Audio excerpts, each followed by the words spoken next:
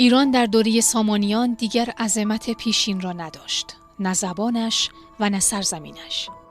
و کسی چه می‌دانست که همه عظمت زبان و فرهنگ یک سرزمین کهن چشم امید دوخته است بر دهقانزاده‌ای از طوس.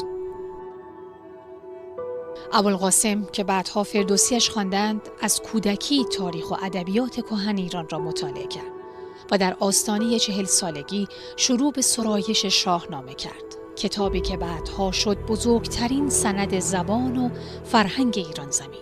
به قول خود فردوسی کاخ بلند نظمی ایجاد کرده بود، خود به خود هویت خودش رو پیدا کرد، باز یافت و بعد در دوره‌های مختلف به فریاد ملت ایران، به فریاد هویت و تمامیت ارضی ایران رسید.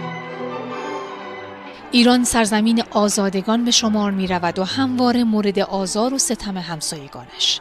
از این رو در سراسر شاهنامه پهلوانان در دفاع از میهن و شرف مردمانش به پا می خیزند و جان می دهند. چو ایران نباشد تن من مباد، بدین بوم و بر زنده یک تن مباد.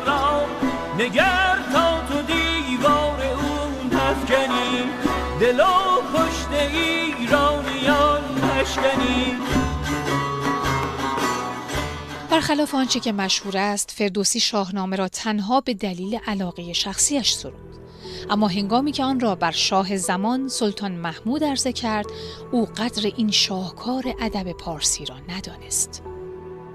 امروز بعد از مسلمانی به دو چیز میتوان افتخار کرد: ایرانی بودن و زبان پارسی. اگر فردوسی نبود، این هر دو یا نبود یا به گونه‌ای دیگر بود.